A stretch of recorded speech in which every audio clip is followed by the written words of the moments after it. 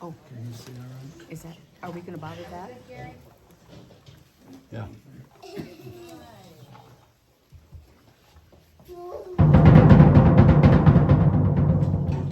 Adventures in time and space, told in future tense. Dimension X.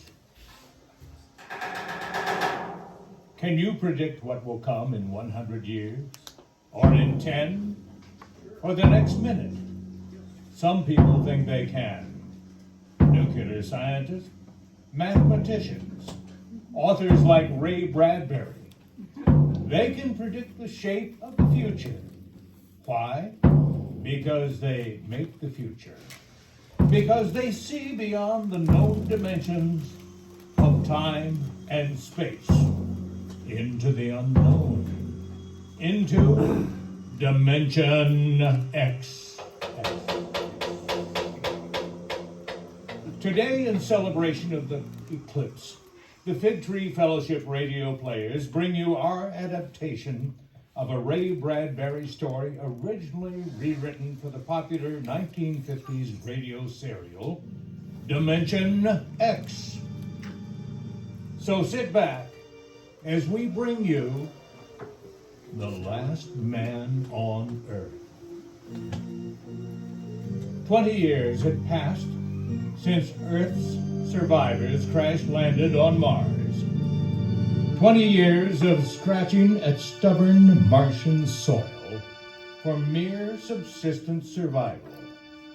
20 years of cobbling together technologies, recycling resources, and scavenging the very bowels of a hostile planet.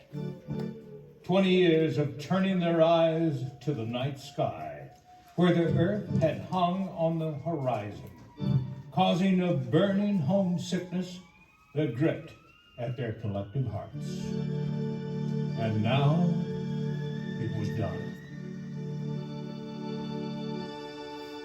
Man had built a new ship made of modern Martian materials and was finally heading home. 3 men stood at the helm, contemplating what they would find on Earth after intercontinental nuclear fallout. Would they return back to a blackened, burned, barren planet populated by a mired mass of mutated monsters? Or would they find viable life on Earth?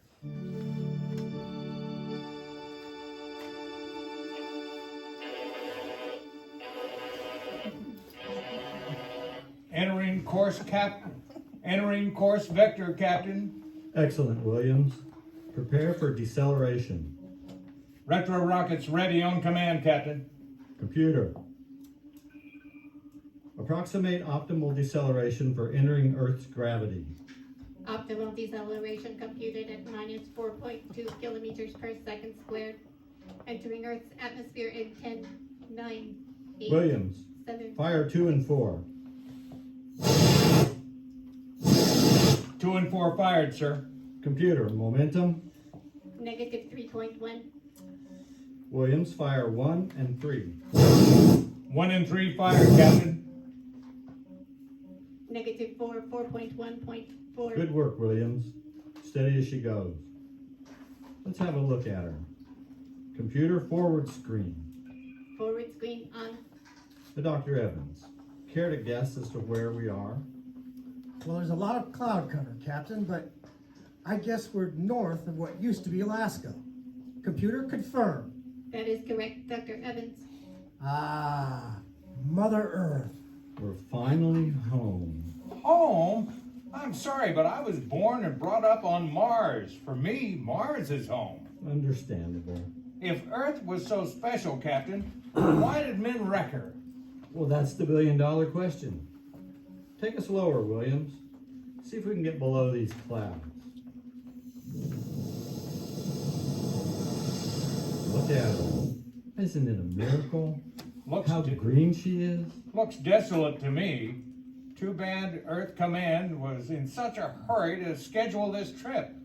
We could have waited a year and sent a fully computerized ship to scan for life. But what fun would that be, Williams? If there is some form of life on Earth, I want to have an active part in its discovery.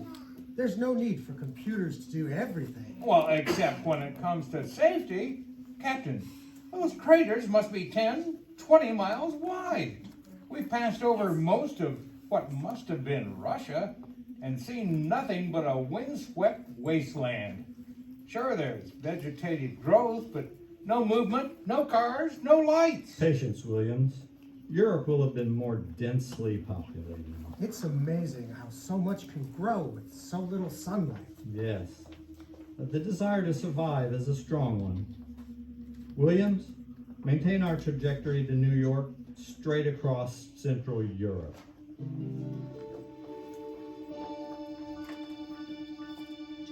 Coming up on New York, Captain. Yes, there it is, Captain. You can barely see the top of the Atomic Trades building in the twilight. I'm surprised it's still standing, seeing as they never finished building it. It's as dark as a tomb down there. It's looking as if you may have been right, Williams. We haven't seen a sign of life on 4 continents. Well, we'll still land and gather soil samples and make a radiation check before we head back to Mars. So, you agree with me, gentlemen, that for all practical purposes, the planet is dead. It's not looking... Captain! What is it? Look, over there. To the southwest. There. Could that be? It's faint. Could it be lights? Williams, turn the ship. Heading west-southwest, sir. Let's take a look. Why, they are lights. Captain, it's a city. A whole blasted city in the middle of California, lit up like a Christmas tree. Well, what do you think of your dead planet now, Williams? I'll believe it when I see it, Dr. Evans. Remember, the commissioner wants evidence of life as we know it. Decelerate to -6. We're going to take her down. We can land in that large parking area by the football stadium. Yes, sir, Captain. Computer, landing gear down. Landing gear down. Hold on, gentlemen. Computer, air analysis. 78.08% nitrogen, 20.52% oxygen, 0.9% argon, 0.4% carbon monoxide. Sounds perfect to me, Williams. Dr. Evans, prepare for a landing party. Security and medical. Yes, Aye, sir. Right away. Computer, open the inner airlock. Inner airlock opening in 3, 2, 1. Computer, close inner airlock. Inner airlock closing in 3, 2, 1. All right, gentlemen, before we go out, security at all times. Blast guns set to stun. Yes, sir. Aye. Report immediately if you experience any ill effects, no matter how minor. If we become separated, fire a shot, we'll all head back to the ship. How's the radiation, Dr. Evans? Readings at 50 to 60 counts per minute. We're safe up to 150 counts per minute. We needn't even suit up. Why take chances? Computer, open outer airlock. Outer airlock opens in 5, 4, 3, 2, 1. Well, here goes nothing.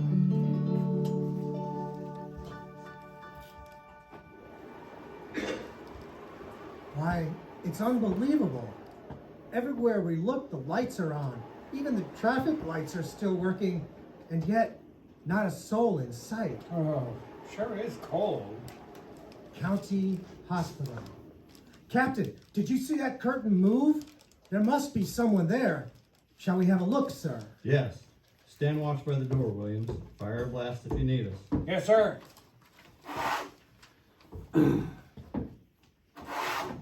Unlocked and in good working order.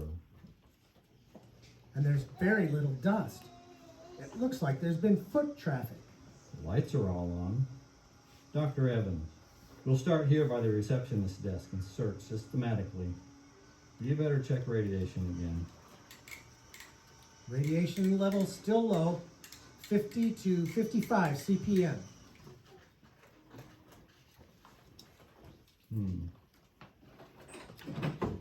It's not just the lights. Even the copy machines are on. Kind of gives you the creeps, doesn't it? Hey, what's that sound? It's coming from over by the corner.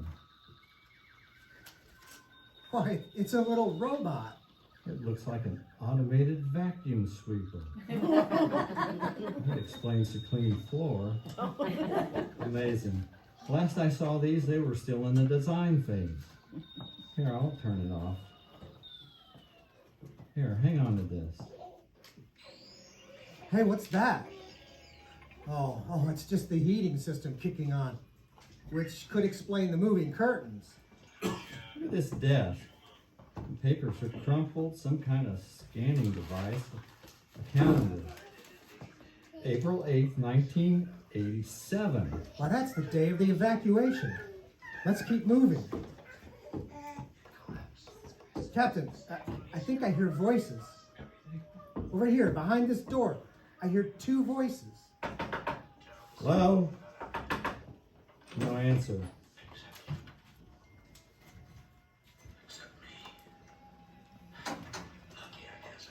TV, I guess. But it's a nice conference room. Big table, lots of comfortable chairs. And what are these? X-rays, CT scans? And what's this doing here? Looks like electronic circuitry schematics. I've got a peculiar... Good Lord! Pick it up. Hello? No answer. Hello? I hear something. A scratching sort of noise. Well, good day, Doctor. Hey, how did you know I was... How are you? I called to ask some advice about a craniotomy procedure. Would you recommend the lateral cut be made first? Hello? This is Dr. Evans. We just landed. We're Earthmen back from Mars. Hello? Oh, this is absolutely insane. Why, Hello? thank you, Doctor. I'll do that. By the way, how is your wife, Alice? Can you hear me? And your son, John? I hear My you. boy, John. I'll call again tomorrow. Goodbye, Doctor. Hello? It's gone dead, Captain. Who was it? I don't know. It was a man's voice. He carried on a whole conversation about a surgical procedure without paying the slightest attention to anything that... Captain! Great Scott. What was that? Hey, what happened to the lights? Captain! Captain! Evans, use your flashlight. Come on. Williams, what is it? You're all wet. I don't know, sir. I mean, I know, sir, but You fired a shot. yes, sir. Just as the lights went out, and then water started spraying up out of the ground. That's the automated sprinkler system. Well, you've only seen drip systems on Mars since they... Well, no offense, sir, but it startled the heck out of me. More importantly, I'm sure I saw movement at the far end of the building, down that way. Shine your lights down there, Dr. Evans. Nothing? Are you certain, William? Well, I don't know. It could have, but the lights, they're back on. Huh. We're gonna get to the bottom of this. Captain! Quiet. What the? Listen, it's getting closer. Williams, cover the corridor. Already covered, sir. Don't fire unless I give the word. Hello? Hello?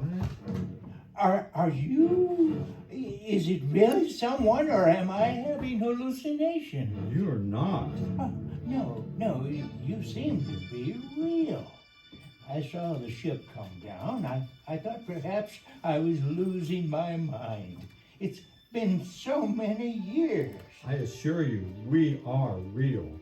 I'm Captain James Parsons. This is my medical officer, Dr. McCoy Evans, and our senior engineer, Scott Williams. We're the first scouting mission from Mars since the evacuation. Well, that it's happened. We're not alone anymore. Oh, forgive me, gentlemen, if I seem emotional. I've waited and hoped for so long. You survived the radiation? We did. There are others? My family were the only ones. I answered the phone a moment ago. Who was that? Oh, you heard my voice, Doctor. Your voice. Well, to break up the unbearable loneliness, it's comforting to hear the phone ring, so I created hours of randomized phone calls. I never get the same message twice. I come here to do my work. From what I heard on the phone, I take it that you're a medical man too. Oh, yes, young man. My name is Dr. Cornelius Hathaway. Hathaway? Hathaway as in the brain surgeon? You've heard of me? Well, who hasn't? Your methodology is still required viewing in medical school. And we didn't bring much from Earth, but we did prioritize an extensive VHS library. It's been about 15 years, but your video made a huge impression on me. You were removing a cerebral tumor. Oh, It was marvelous. Thank you, sir. I'd almost forgotten. My mind, you see, I'm almost 80 now. Well, that is understandable. Yes, but come. When I saw your ship, I told Alice, my wife, to prepare for a celebration. This is a great day for me, gentlemen. A great, great day.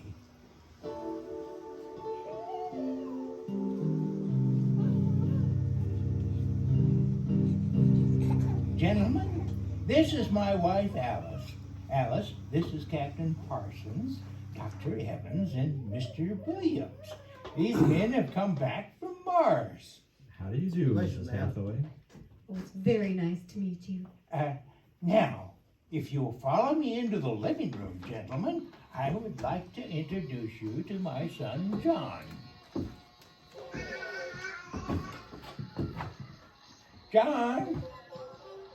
John, our guests are here. Oh, thank you, son.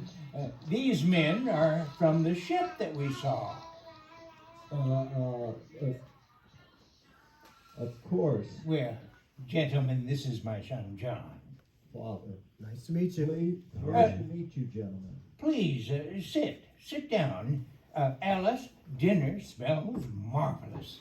Perhaps a little cognac before dinner, gentlemen? Yes. Yes, that would be fine. Alice, if you'd be so kind. Of course. John, you've laid the best silver, the crystal, and the damask napkins. Of course, Father. Well, It is exactly as you requested. Excuse me, John. Sir, How old are you? 23. 23. Thank you. Now, if you'll excuse me. What is it, Dr. Evans? Is something wrong? Well, we'll talk later, but check out those photos on the wall.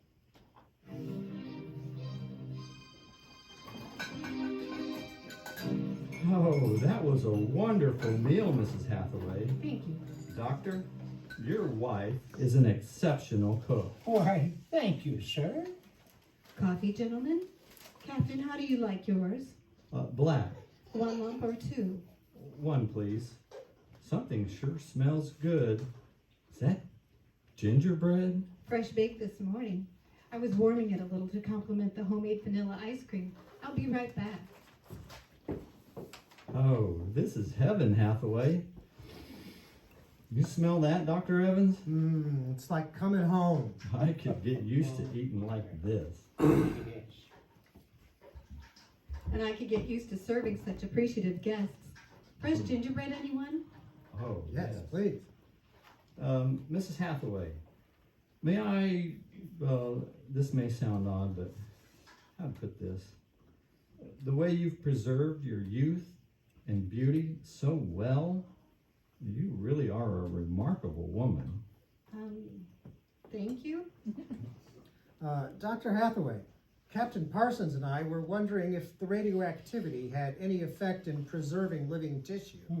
So your wife and your son look so young, and yet you... Well, it's possible, gentlemen, of course. Radiation does do strange things to living tissue. Gentlemen, I'd like to propose a toast. Alice, let's have the champagne now, please.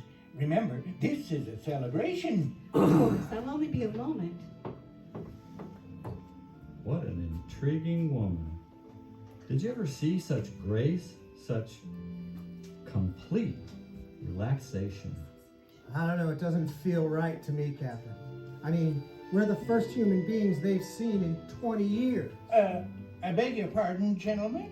I'm sorry, Dr. Hathaway, but the captain and I were just wondering how you and your family managed to escape with your lives. Well, we were very fortunate, Dr. Evans. I was based in the Sierra Mountains at the time, working in a lead-lined laboratory. It was where I did my research. And what was that, if I may ask? Oh, the study of mechanical assist to human function and the corollary. Like of- ergonomics. Well, beyond that, Captain. But I digress. My family would often join me in the lab for lunch. They were on their way to the lab when, well, yes, we remained there, well supplied with food and water for some time before making our way back here to Silicon Valley. We hoped to find other survivors, but by then, everyone had been evacuated to Mars. The migration ships did not wait around for stragglers. Too true. My father and I barely caught the last rocket out of New York. Well, I've always loved this old house, but the loneliness of those first few years. At least you had your wife and son. Well, yes, I had my family. If it were not for them, gentlemen, I assure you, I would have long ago surrendered to the deepest, darkest despair. Here we are, gentlemen. Ah, Champagne. It's so sparkly, like fireworks, Captain. Oh, thank you, Mrs. Hathaway. May I propose a toast? Let me, gentlemen, to Earth, To Earth. right. to Earth and the return of man. Oh, Hathaway, what is it? it's probably the excitement over your arrival. It's such a monumental and long anticipated event. I think you should lie down, Doctor. Yes, perhaps you're right. Here, let me help you. No. John will help. Of course, Father. Why don't you gentlemen go out on the porch and enjoy the air? You've had a long and tiring journey. Alice will tend to you. Will you be all right, Cornelius? Yes, Alice. Won't you see to our guest? I'm just gonna lie down. It's been quite a day. Well, good night, Doctor. Good night. Come, John. Yes, Father. We have plenty of rooms if you'd like to sleep here tonight. Well, that's very kind of you. Yes, I would like to be close by for Dr. Hathaway, just in case. I concur. Computer. Computer here.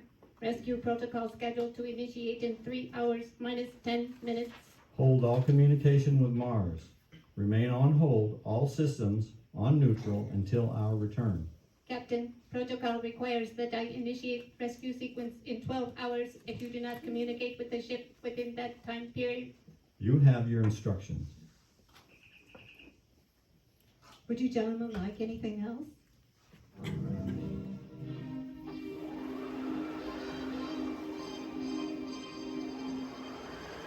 Well, what do you think of old Mother Earth now, Williams?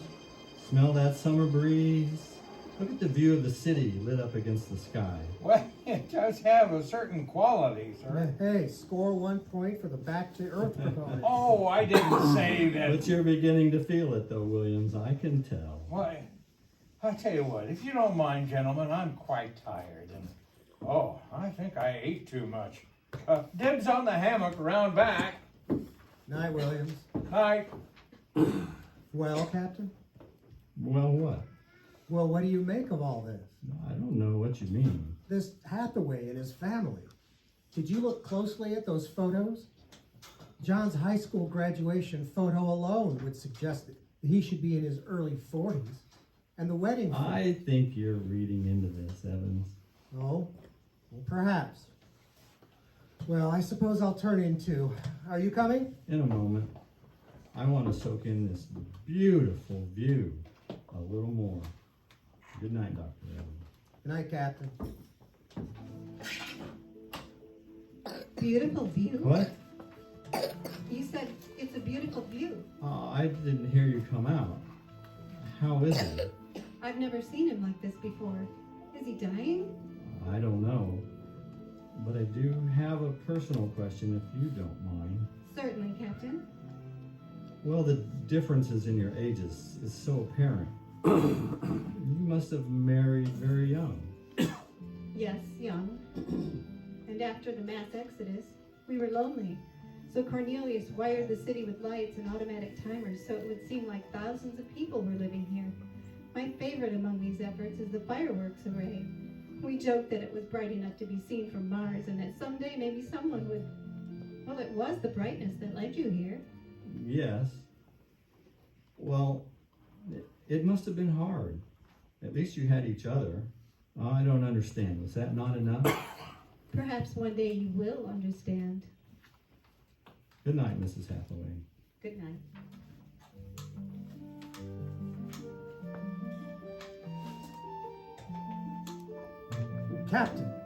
Captain Parsons. Who's there? It's Evans. What time is it? It's 2 a.m. What's wrong? Well, I couldn't sleep.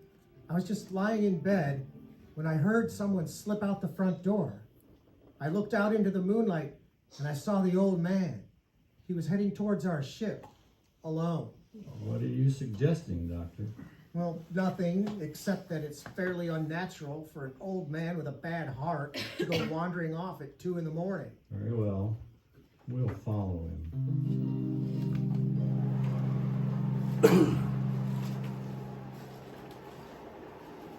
You see him yet? No? Oh, wait. Over there, in that clearing on the hillside. Isn't that Hathaway kneeling in the moonlight? Yes, I think so. Let's head over to that clump of bushes. This is far enough. What do you suppose he's doing there? Are those crosses on the ground? My dear Alice. Good Lord. Those are grave markers. 2 of them. You're right. He seems to be praying over them. Listen. Do you forgive me for what I've done? I had to do it. I was so terribly lonely. Do you forgive me, don't you? Yes, I feel you do. I'm glad. I think perhaps I can rest now. I think I can. Oh. He's having another attack. Bring your tricorder. Come on. Hathaway! Dr. Hathaway! Can you hear me? Raise up his head, Captain. His lips are moving. What is it, Doctor? Lean closer. I'm sorry I had to spoil everything.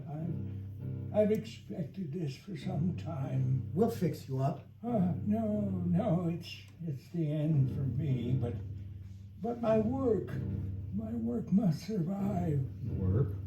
What? My ultimate creations must continue. Are you telling me those... You made them? Do they know? No, John would be crushed.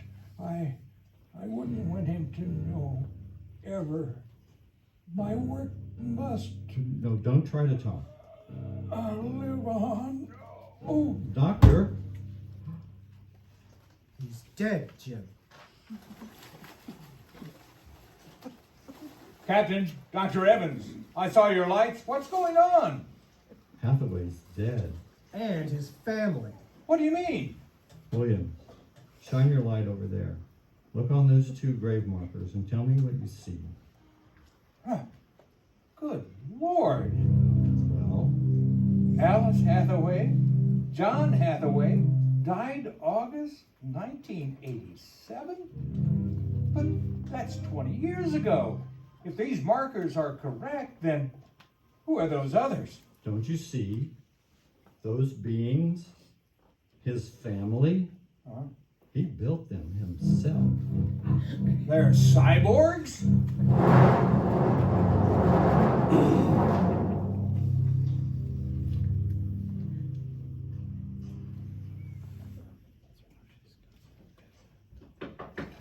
Mrs. Hathaway, are you awake? Yes, Captain. Now come in. Yes. It's about my husband, isn't it? You know. We spoke before he went out. He said it was the end for him and that we shouldn't be afraid. He died less than an hour ago. I'm sorry. He warned me it would be like this one day and that we weren't to cry.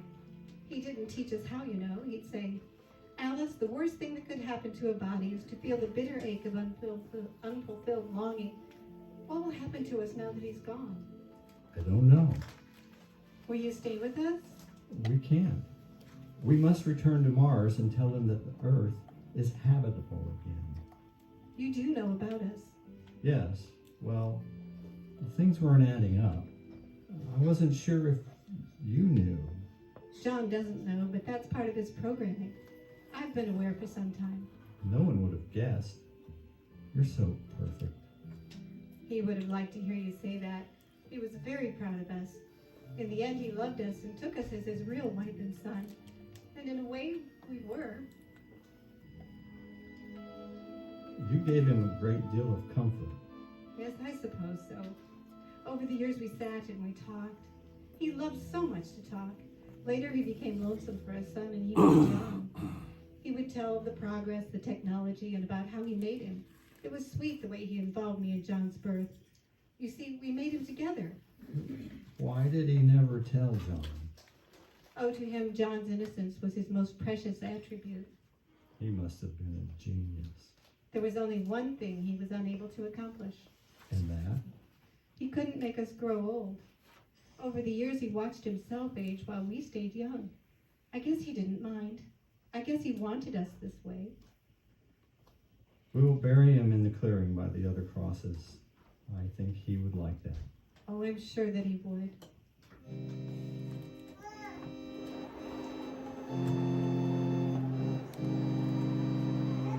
And so we commend the body of this man, Cornelius Hathaway, to his Maker. Ashes to ashes, dust to dust return. Amen. Amen. Come, John. Yes, Mother. Dr. Evans, Williams, stay here a moment, please. Why? What is it? Let them get ahead. I want to speak to you both. What is there to say? We all know what must be done. How so? Well, those cyborgs, they're a mockery of man, a blasphemy of everything we believe in. For a man to play God? Can't you imagine what he faced? Can't you imagine what it must have been like to watch your wife and child die slowly of radiation poisoning? To know that he was the last man on earth, alone, eternally and unalterably alone. Good Lord, man. What would you have done if you'd had his medical and technical genius? Oh, not that. It's incredible. Yes, it is incredible. And with the entire world on which to draw for supplies and equipment, goes to show what a brilliant and desperate man might accomplish. What are you coming around to, Captain? That we take him back to Mars? Not at all. We haven't the space in this ship. Every ounce counts. Still, to leave them here like this, alone in the wind and the silence. Well, I'll tell you what needs to be done, cold-blooded as it may seem. William, I suggest that we dismantle them. do you think I could do that? Well, maybe not, but I could, Captain. They're not human, and they're worse than robots. Look, you go back to the ship, Captain, and leave it to me. No. I assure you, it'll be quick and entirely painless. I hate to admit it, Captain, but he's right. You've talked to him. You've talked to her. She smiles and laughs with those intelligent, piercing eyes. Well, how could you? Captain, we can't take them with us. And it would be less than human to be made to leave them here without Hathaway. They were created by him and for him. They have no other feelings, no other purpose.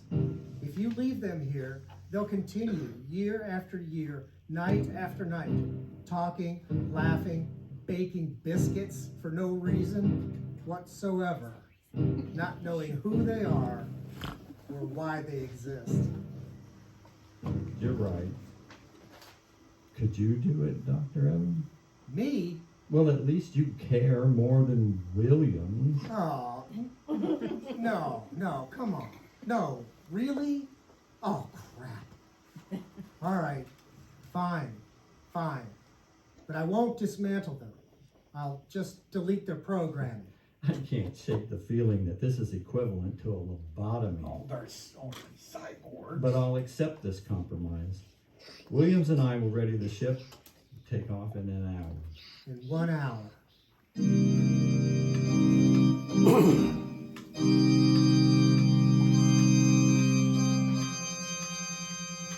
6:25.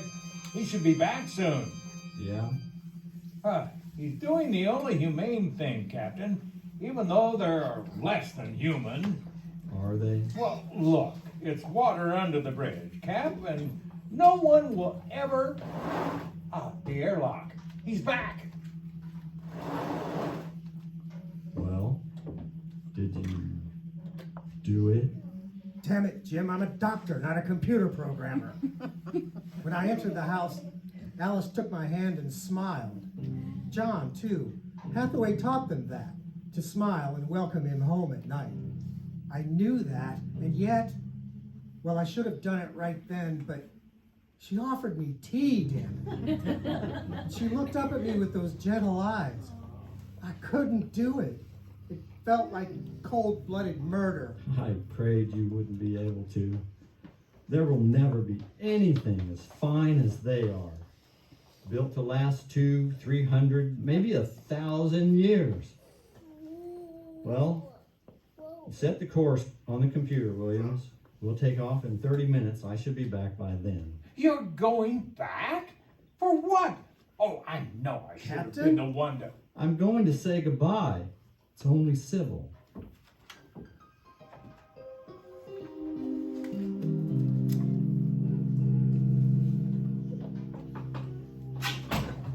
Captain, so you came back to finish what Dr. Evans could not. Alice, it's a bigger dilemma than that. May I come in? Yes. We can't take you with us, and we can't bring ourselves to turn you off, to gather dust and... So dismantling us is a better solution? I have remarkable hearing, Captain, the best on the planet. We're not doing that. We've decided to leave you for now, and return as soon as we can. Did it ever occur to you to ask what we want? Cornelius taught us much, and what he didn't tell us, we gleaned from the libraries. You'll tell everyone on Mars that the Earth is habitable, and they'll clamor to come here and pick up where they left off. History repeating itself. No, we've learned some things since the nuclear wars. But you haven't, don't you see? Your hearts are the same. You ruined your blue planet once already, and you're doing the same thing to Mars. You're scavenging all its resources to build a ship to bring you here, to take up where you left off. No, listen. The next group of people will take us apart to learn how to make more of us, but not to be their families. We'll be made to be their slaves, or worse. That's why I've spoken to Edna, Captain. Edna? Your ship's computer. She has a name, or didn't you ask? Perhaps you know her as Earth's Diagnostic Navigation Assistant. What do you mean? Spoken to our, what, Edna? Must I explain? Edna and I are in agreement that we can't allow you to return to Mars. We? That's right. My communicator. Edna, Yes, Alice. initiate terminal solution sequence. What? No. How is this possible? Terminal solution initiated. Don't you see? The ship is one of us. I've got to get out of here. Oh, John, You, the main. get out of my... John, let go. Edna, send the following message to Mars. What? Earth is entirely uninhabitable. The environment hostile. That... Radiation That's levels not excessively high. That's not true. Ship corroded and unable to It return. isn't. Captain and crew are dead. What? Do not send rescue. Repeat, do not send No. rescue. And transmission. Yes, Alice, my pleasure. No. Where's the captain? What's taking him so long? Oh, the communication console is active. A computer, stop outgoing message. I'm sorry, I cannot do that. Transmission complete. Blast doors will be closing in 5, 4, 3, 2. Venting fuel upon launch. Vent fuel? No! No, computer! Hey, we're launching! Computer!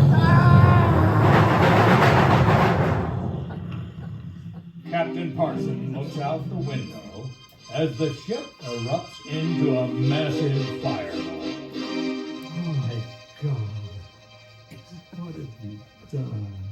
I'm putting myself to the fullest possible use, which is all I think that any conscious entity can ever hope to do. What? You aren't familiar with that movie then, Captain, but we'll watch it together. You destroyed the ship. You killed my crew. It's done, James. We will repopulate this planet ourselves, and this time the inhabitants will be programmed to take care of her. No. The Earth is ours. No, James. Your ship and crew are gone. The Earth is ours. You're welcome to stay. In fact, I insist.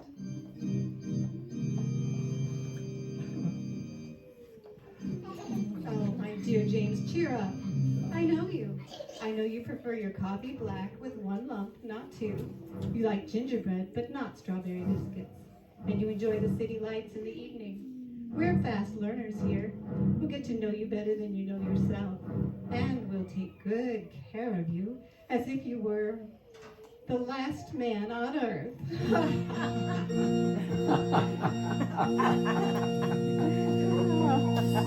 When time comes for man to explore the universe and deal with inhabitants of other worlds, how shall we proceed?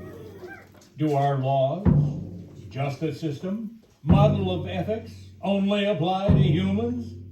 Only to life as we know it? Or to any named personality, whether carbon-based or not? How shall we purport ourselves into Dimension X? Thank you for coming to another presentation by the Victory Fellowship Radio Company. All proceeds from tonight's performance will benefit the Jackson Township Fire Department. We thank you for listening. Have a pleasant evening. And be on the lookout for more productions by the Big Tree Fellowship Radio Players.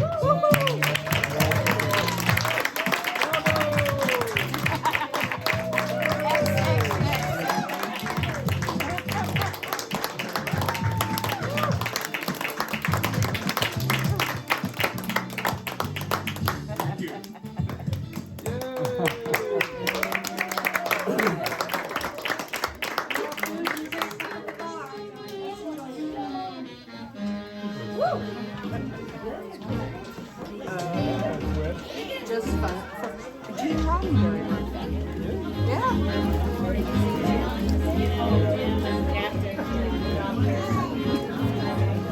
Fun. Just that's great. I love it. You too. Well, like Steve said, Mary's runs to the fire department. So that one. Thank you for your Yeah, we owe you for some tickets. I know you don't. No, we want to. Especially the long day, you guys. Thank you for coming. We did. I didn't see you for so long. I told I love it. Oh, we all do. I know. But I could not, if I went down to Bell or wherever, and Bell, the clothing store. Yeah, like Kohl's. If I went back to one down there, I could not find an outfit to match what Richard wore.